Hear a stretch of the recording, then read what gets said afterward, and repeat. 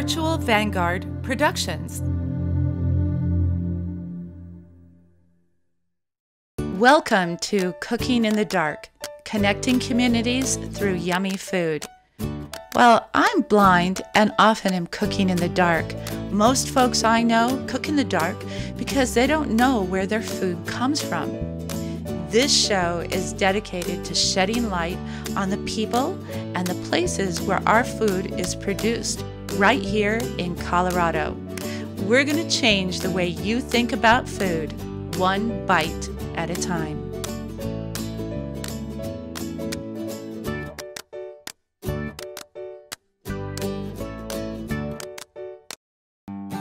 I'm Claudia Folska, and this is Cooking in the Dark.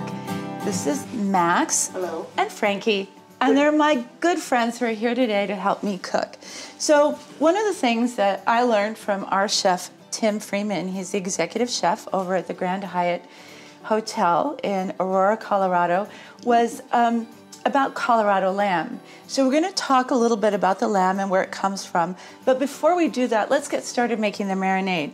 It's going to be a little bit different than what I did with Chef Freeman. He had a lot of different spices, and I thought it'd be nice to sort of change it a little bit. So what we have here is some garlic, and I need you guys to chop that up.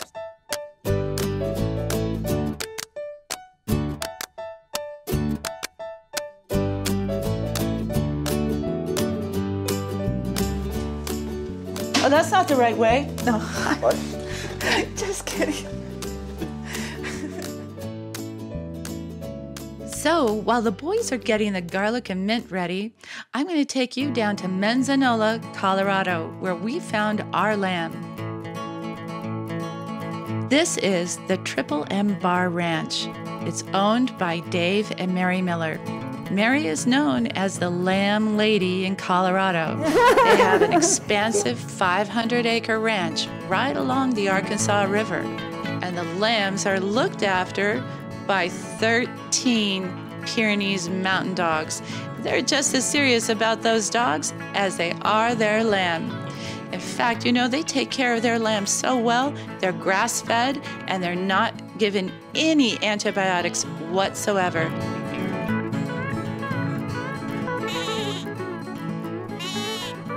I sure did love those lambs. Now let's get back to the cooking. Let's move the lamb bowl right over here in between you two. Perfect.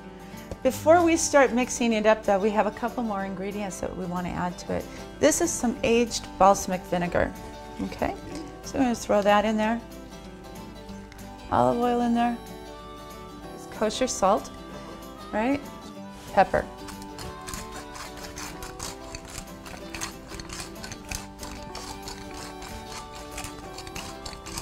Why don't you gentlemen mix it up and we'll set it aside to marinate. You know, food safety is always top of the mind, right? So top of the mind, and as soon as you're finished mixing, you guys can wash with warm water and soap. Definitely. Speaking of top of the mind, while the gentlemen are washing up, let's go meet Chef Tim Freeman over at the Hyatt Hotel in Aurora, Colorado. The Grand Hyatt Hotel and Conference Center just opened in Aurora, Colorado. The Borealis restaurant is one of my favorites. The Borealis staff is the best, and they sure know how to have fun. Now, as for Chef Tim Freeman, he doesn't quite know what to expect.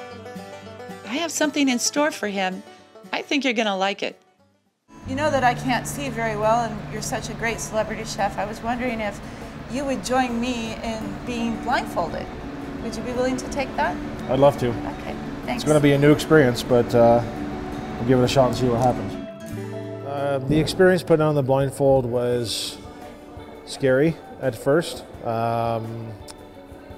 It was also slightly, you know, it was very exciting also. It was scary and exciting at the same time. You know, as soon as the blindfold goes on and I can't see, it's really confusing and disorienting at first. But after about 5 minutes, you know, I kind of settled into it and actually kind of enjoyed it. It was a new experience and a lot of fun in a weird way to be able to cook without really seeing what I was doing. Awesome, Claudia. So what we're going to do today is we're going to do a little tandoori spice lamb. I love working with lamb. Yeah, it's going to be a beautiful dish. We'll do it with some roasted eggplant, some baby carrots, and a little bit of hummus. I know straight away that these are saddle chops. So they look like little T-bone steaks. Right. So you have the New York strip on one side and you have the filet mignon on the other. Correct. So this is a saddle chop, not as you would expect. You know, most people think of lamb chops, they think of a lamb rack. What we're going to do with these is we're going to marinate these in a little bit of Indian spice or tandoori spice. Like I said earlier, Indian food is one of my favorite foods to eat. I've got, you know, a kind of a utility spoon here, and I know that this was a quart container. Okay. So I'm going to use about half of a quart of yogurt. All right. And I think that... What kind of yogurt is that? This is a Greek yogurt. You know, I like it because it's nice and thick, and it sticks to the meat really well. And once we cook it, it ends up getting a nice char on the outside of the lamb. Oh. So spices, this is going to be a rough one for me. You know, I know they're over here somewhere. It's a very strange feeling. As I'm measuring the spices into my hand, it's a strange feeling to not only have them in my hand, but try to guesstimate by weight and by feel what's a teaspoon, what's a tablespoon, what's 2 tablespoons.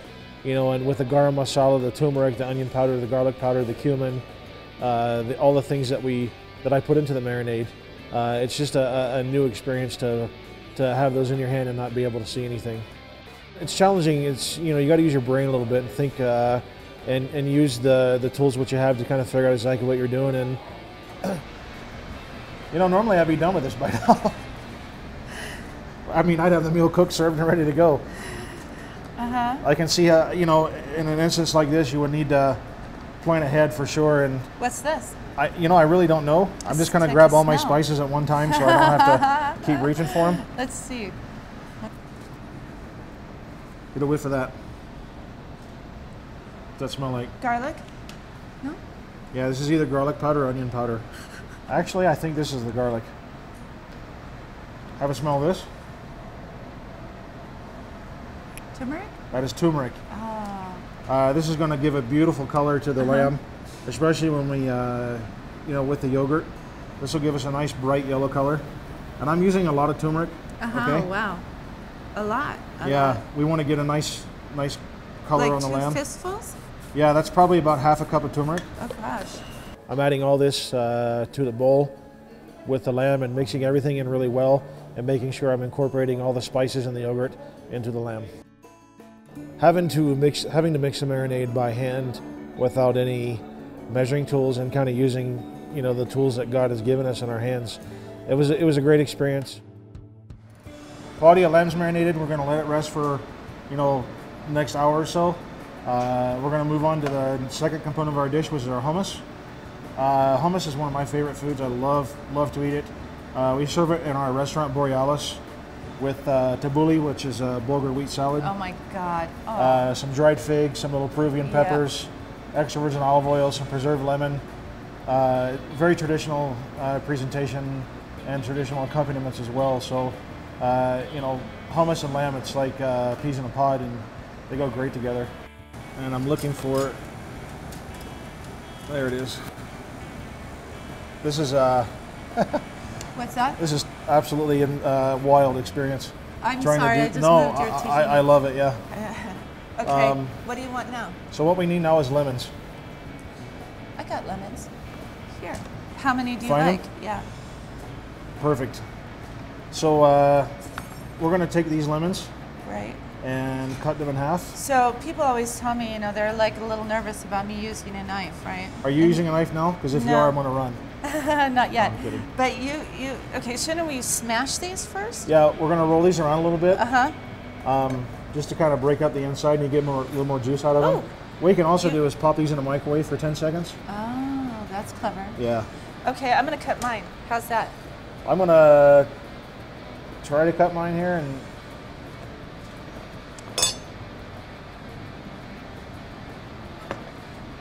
Okay. so they're not exactly even, but I got them cut. And we're looking for, so the first thing we're going to look for is chickpeas. Okay. I think this Now- is this is the chickpea here. You can definitely feel it.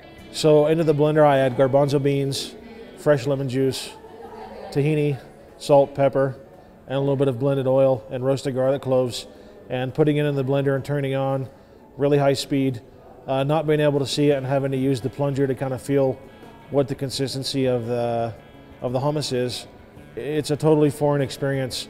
You know, hummus is one of those things where you need to get the consistency exactly right, and not being able to see it was really hard. And you know, having to use Claudia's expertise and with the hummus, you know, letting me know if it was too thick or too thin or chunky or smooth. She was definitely a great help. We take the carrots, we lay them out, we peel them. We also, with the Thai eggplant, pierce the skin a little bit with a knife, just to pierce the skin so we get a nice even roast on them. All right, so what we're gonna do is we're gonna take these. Okay. We're gonna go into our convection oven. Oh, okay. Right behind us. Uh-huh. Wow, that's hot. So, you know, I reach into the oven to try to put the eggplant and carrots in the oven, and I burned myself straight away. And it's a scary feeling, not being able to see what you're doing and knowing that, you know, you have a 450-degree oven in front of you, and, you know, if I stick my hand in it, I'm going to burn it. So, yeah, it was a scary experience. These are the garbanzo beans, and you can see that they're just gorgeous, right? Look at that. They're really nice and clean. I took them out of a can. Chef Freeman told me that it's best to take them right out of the can and then rinse them with cold water, and they've been draining, okay? So we're going to use that. The other ingredient that we're going to use in our hummus is tahini. Tahini is simply ground sesame seeds. Why don't you have a smell? Go ahead and smell it. Yeah. It smells good, right? Yeah. So it's very wholesome. It's kind of like peanut butter. And we're going to use the hummus as a dip with some vegetables. And sometimes they call that a crudité. Some folks do that. And that's a vegetable platter with dips, and we're going to use the hummus. And I know that you guys like a little kick to it, so we're going to throw in some cayenne pepper at the very end. Okay? All right. So let's get started. Roll the lemons so they're nice and soft.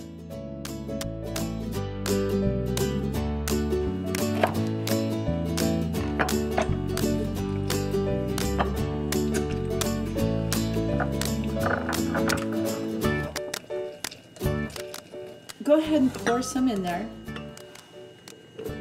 Another fistful.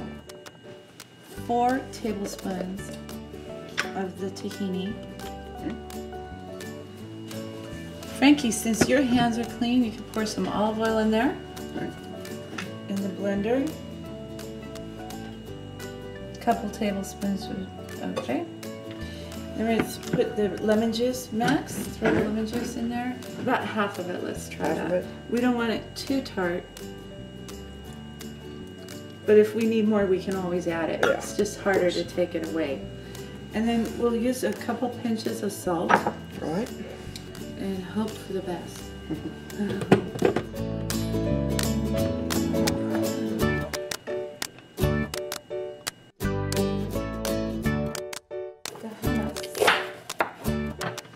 All the way around, okay? All right, all right.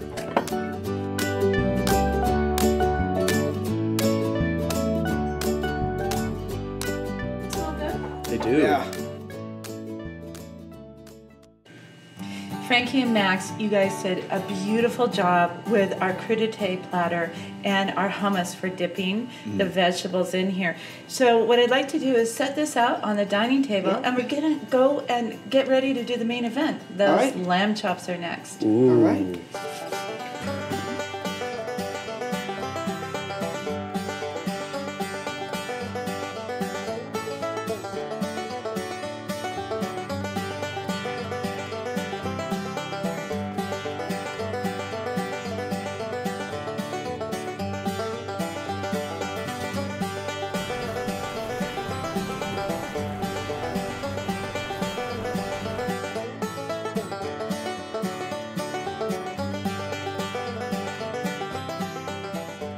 Okay, Claudia. Yes. So our lamb is good to go. Okay. We've been in here about 10, 12 minutes. I can feel with my tongs here, the meat's a little bit above mid-rare right now, and I know you like medium, so we're gonna go ahead and pull this. you know, I have a decided advantage as a chef being able to see what I'm doing and see the beautiful food that we have to work with. Having to rely on my sense of smell and hearing to know if the food is ready, if it's not ready, what does it look like. You know, it's not medium right now, but I know that by the time this meat rests, it will be. And you know, timing plays a lot. Timing played a lot into it as well. Knowing, you know, I can't set the timer on the oven because I can't see it, but I know that if I open the oven door and I hear the vegetables sizzling and popping, and I know that they've been in there for about 5 or 6 minutes, I know that I'm pretty much good to go. And it was just a really incredible experience to cook without being able to see. There. Ouch. In a weird way, and I was thinking about this earlier, in a weird way, it actually connected me to the food a lot more by using my hands and my sense of smell and hearing than just by using tools, you know, measuring cups and measuring spoons. I felt connected to the food a lot more, which was a weird, you know, it was a weird experience, and not weird in the sense where it was really foreign, but weird in a sense where it was just a whole nother experience for me. Our lamb chops, which have been resting for a while, and I got one. Okay.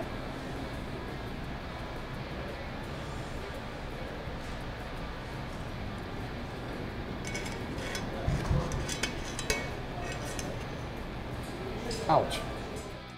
And I wanted to try to put the other one up at an angle just to give a little bit of height to the dish, to give a little texture to the dish. I don't know, I think yeah, I did.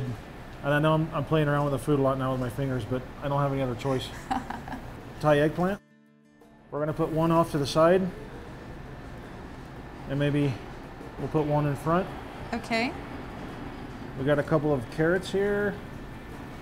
We're gonna put the carrots kind of right in between the lamb chops. And the last thing we're gonna do is we're gonna add a little bit of, What's this? smell this.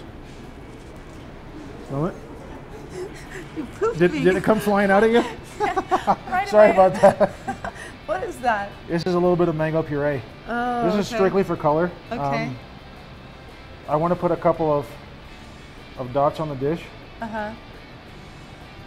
And I really hope that I'm not screwing this up royally. I just want to add a little contrast of color to the dish. And then the last thing we're going to do, just to add some more color and a little bit of herby punch to it, is we're going to add some microgreens to it if I can find them. Okay. Here's something. It's in a plastic, like a little plastic box. Yeah, here we go. So this is a rainbow blend. It's got a lot of different types of micros in it. Bull's blood. Bull's blood is a beet tops, celery, cilantro, wasabi. So this adds a lot of color, and it also adds a really nice herby punch to the dish. Okay. And so I have my lamb chops here to the left and to the right.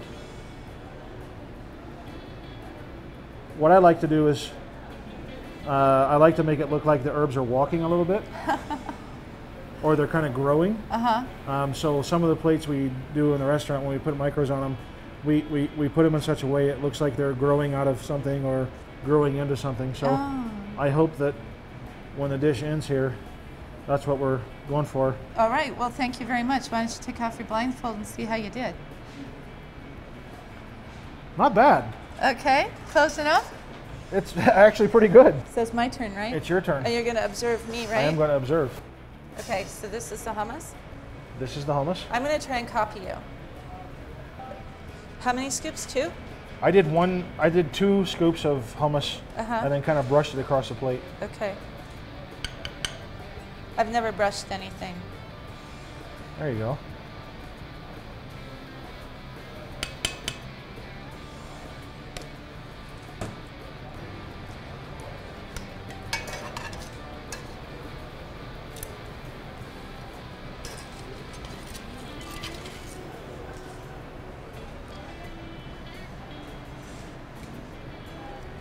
Nice job. These are big. So your veggies are right in front of you. There you go. Well, A couple of drops of mango coulis. Well, what if I like a lot of it? Oops, that's too much, huh? It looks like sunny side up eggs, but it looks okay. It's more for you to dip your bread in, or I could swish it around. Let me swish it. Then it looks like I intended it to be that way. There.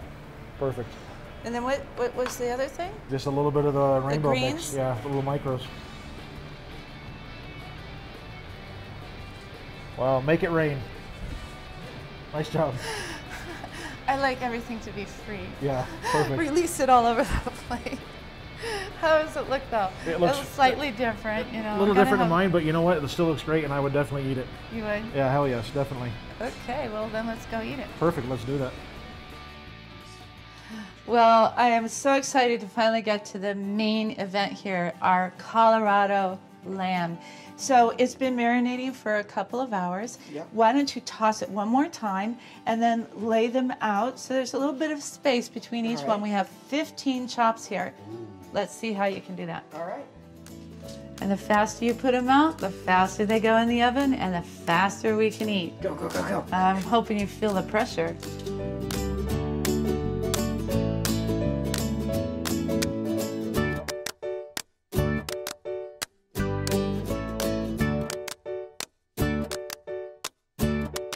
Good job. All right, we're going to put this in the oven at 420 degrees, and we're going to cook them for 7 minutes on each side, okay? Okay.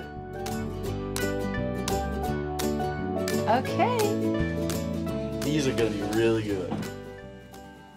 Frankie and Max are just about finished setting the table, and I wanted to tell you a little bit about the beer that was paired with Chef Freeman. He thought that the best pairing for the lamb that we got from Manzanola, Colorado, would be best coupled with a Hoppercott from the Dry Dock Brewery. What they did at the Dry Dock Brewery is they have the first license to put the American flag on the cover of their beer, on the label of their beer. And so I want my friend Emily Hutto to tell you more about it, along with her brewmaster, Tim. My name is Emily Hutto. I'm the communications manager here at Dry Dock Brewing Company and the Brew Hut. I'm drinking a Hoppercott, which is a blend between our flagship Apricot Blonde Ale and our Hop Abomination IPA.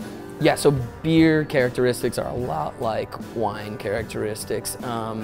There's just as large of a spectrum of flavors, maybe even a bigger spectrum of flavors for beer.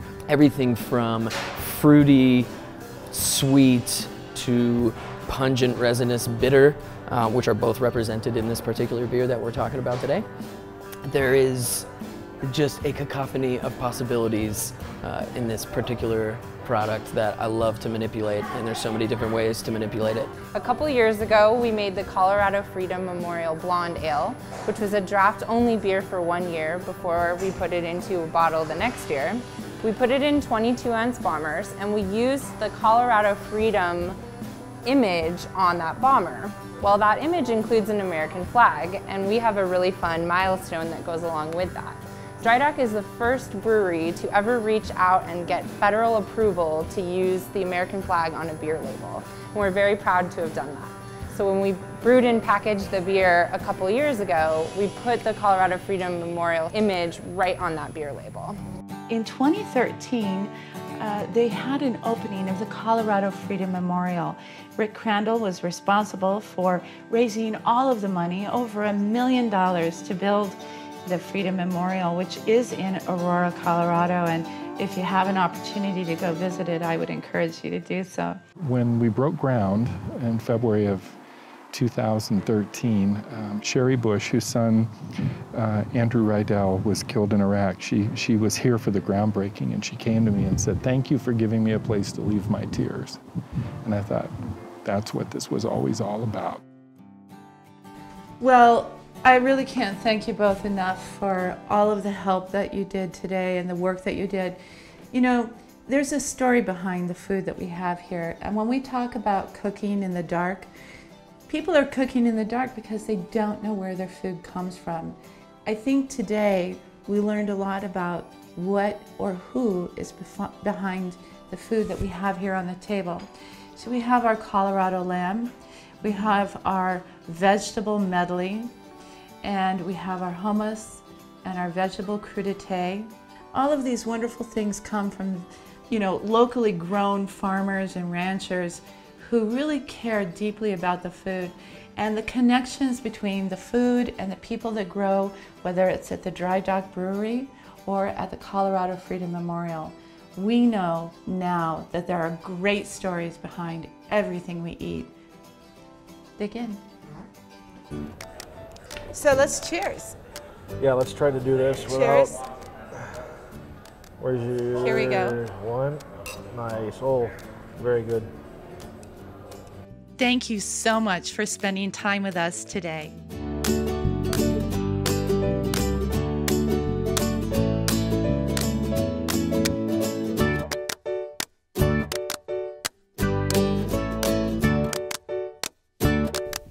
This program was brought to you by the generous support of Visit Aurora.